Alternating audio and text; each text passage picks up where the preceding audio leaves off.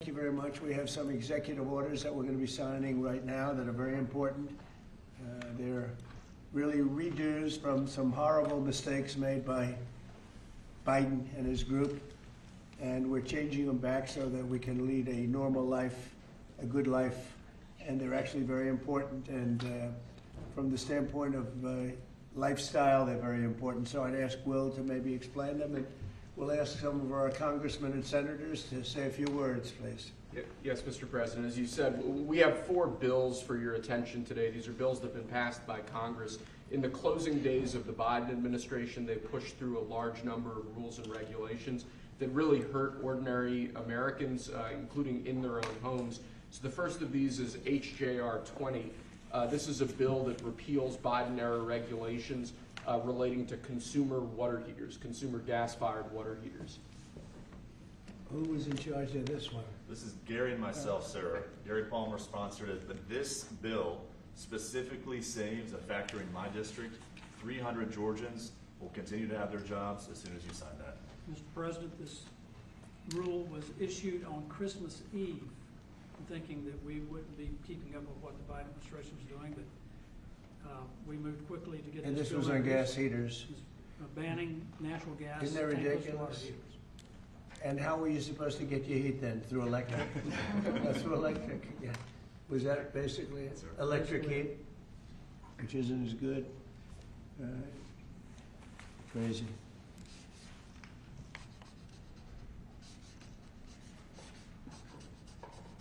Hey, Gary, hold that up.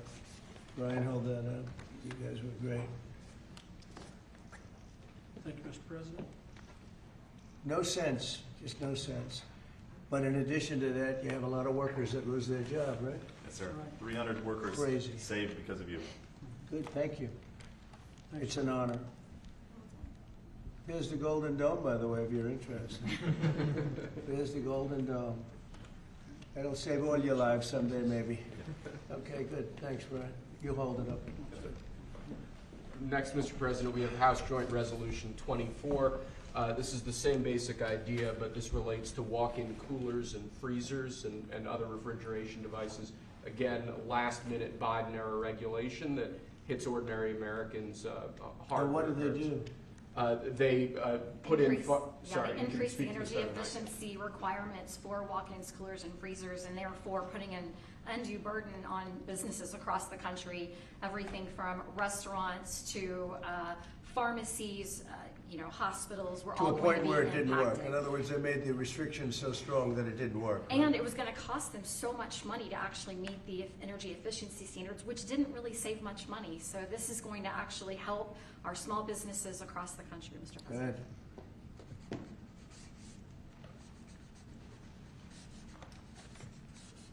Many manufacturers would have had to close stop lines, shut down entire lines of businesses. And I just want to say, rescinding these, this was done days before you took office. They pushed through these regulations. They didn't think about the cost to businesses. They didn't put American interests first. They didn't put American businesses first. I am so grateful we finally have a president who's not only walking back these insane, burdensome regulations that are ultimately going to cost us Americans and American businesses, but that you are thinking about the next generation. And as we're leading into Mother's Day, some of us are trying to parent and serve this country at the same time. Thank you for welcoming my son, who is 15, with his mother serving, watching what we're doing for him and the generations to come. You are making this country stronger for them. Thank you. Thank you very much. Good luck, right? Take care of your mom. Okay, I bet. You want to hold that up too? So you can... That's a big one, isn't it, huh? Common sense. It's all about common sense, right? Okay, Will, go ahead. Next, sir, this is House Joint Resolution 42. Again, this is a rescission of a Biden-era regulation, in this case relating to energy conservation standards for household appliances and certain consumer products.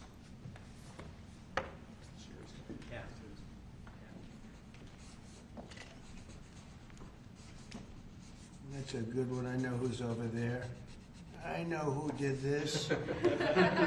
Explain that, please. Sure. Look, this is helping fight inflation because the cost of the burden on appliance manufacturers is going to drive up the cost of them producing household products, which means that when you go buy a washer, dryer, any appliance, it was going to drive up the cost for consumers. It reduces consumer choice, but in the bottom line, we've been trying to fight inflation. This fights inflation. This takes the cost out of producing these products that Americans need every day. And when you add all this up, it's one regulation here, one regulation there. They always say it's de minimis, but when you add it all up, it costs a lot to American consumers, and this is fighting back. And it's not as good.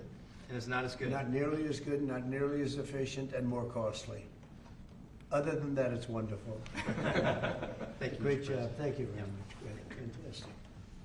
Okay. And lastly, sir, we have House Joint Resolution 75. Again, this is a rescission of a Biden-era regulation, in this case relating to energy standards for commercial refrigerators, freezers, and refrigerator freezers. Do you have the sink one in here, the sinks and shower heads? We have an executive order on that coming for you later, sir. Yes, That's sir. coming when? Later this afternoon. Okay, good. You gonna be around later this afternoon? Good. Sinks and shower heads, where you buy a home and you have a new shower head and you don't get any water, the water doesn't come out of the sink, the water comes out of nowhere. What a shame, what a ridiculous waste. Okay, let me do this. Come here, who's responsible for this, This Will? is mine, Mr. President. Oh, good man Yes, here. sir. Okay, Thank you you. want to discuss that? Yes, sir. This was a government regulation that we have now repealed, thank you very much, Mr. President, that now saves the American taxpayer. I was getting ready to say the Texas taxpayer, them too, but the American taxpayer, because who would have ultimately paid the price on a government mandate and a government regulation? The people of America. So you just saved the American taxpayer money, so thank you very much. That's fantastic. Thank you, it's a great job. Okay, any questions? Mr. President, Mr. President. Caroline said today that the 10% baseline tariff on all countries is here to stay, Yeah. even after the deals are done. Does that mean that countries offering zero tariffs won't get reciprocity? You are going to always have a baseline. I mean, there could be an exception at some point. We'll see. You know, somebody does something exceptional for us. That's always possible. But basically, you have a baseline of a minimum of 10%. And some of them will be much higher, 40%, 50%, 60%, as they've been doing to us over the years. We had a wonderful deal yesterday. We have 4 or 5 other deals coming immediately. We have many deals coming down the line, and ultimately we're just signing the rest of them in. But we always have a baseline of 10%. And then specifically on the possibility of an increase in taxes on wealthier Americans, what do you say to conservative Republicans who argue that this is an increase on small business owners?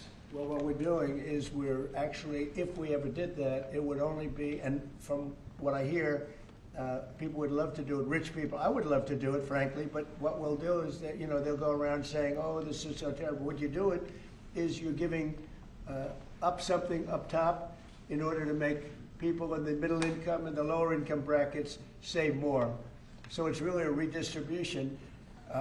And I'm willing to do it if they want. I would love to be able to give people in a lower bracket a big break by giving up some of what I have. But I'll tell you, a lot of people say don't do it because of the fact that you have the Bush statement about read my lips. But he lost because of Ross Perot. He didn't lose because of that statement. And then on the salt. But I don't think they're going to be doing it. But I actually think it's good politics to do it where richer people give up. And it's a very small, it's like a point.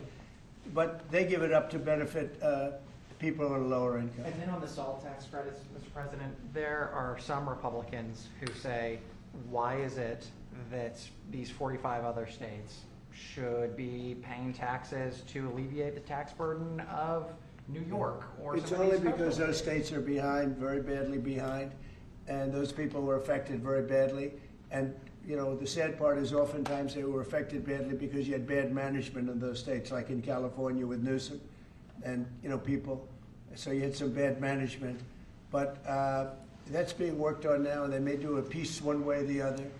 It's a very complex issue, but I think it's being worked out. I think it's going to be. It has not been settled yet, but they'll settle it up pretty quickly. Are you considering? Mr. President, Mr. President, what Mr. parameters President? have you given Scott Bessent on negotiating with China this weekend?